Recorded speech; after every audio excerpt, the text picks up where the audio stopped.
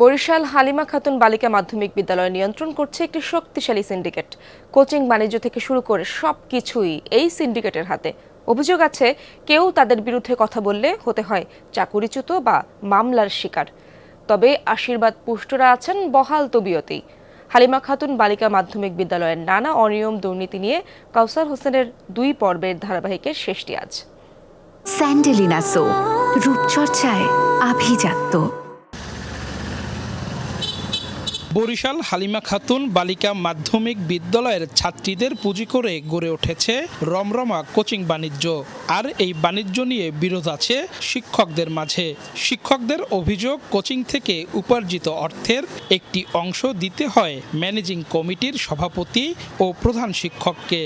আমাদের যে বর্তমান যে সভাপতি, তিনি আসার পর থেকে অতিরিক্ত ক্লাসের 40% টাকা সকল টিচারদের কাছ থেকে তিনি আদায় করতেন এবং ভয়ভীতি দেখাতেন যে মহিউদ্দিন স্থায়ী টিচার তারই বহিষ্কার করে রাখছে, তোমাদের আজকে বললে চাকরি আছে, কালকে বললে নাই। তাদের কথা না শুনলেই এখানে শিক্ষকদেরকে, ওই কোমলমতি শিশুদেরকে ব্যবহার করে শ্লীলতাহানির অভিযোগ আনা হয় এবং এই অভিযোগে আমিও একবার পড়েছি 2019 সালে। কোচিং থেকে পার্সেন্টেজ নেয়ার বিষয়টি ভিত্তিহীন বলে দাবি ম্যানেজিং কমিটির সভাপতির।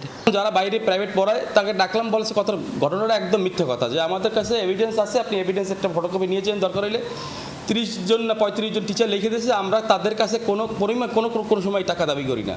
আরেক শিক্ষকের অভিযোগ, অবৈধভাবে নিয়োগ দেয়া হয়েছে 4 শিক্ষককে। এছাড়া 3 শিক্ষক অবসরের পরেও চাকরিতে বহাল।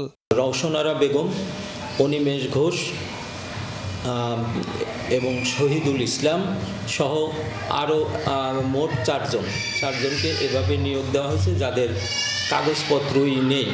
2010 নিবন্ধনের সময় 2012-তে আমি জয়েন করছি। নিবন্ধন না হলে তো জয়েন করা যায় না। মাউসি অধিদপ্তর আছে, ডিডি অফিস আছে, ডিও অফিস আছে, এগুলো থেকেই তো প্রসেসিং সিস্টেমেই তো চলে আসে।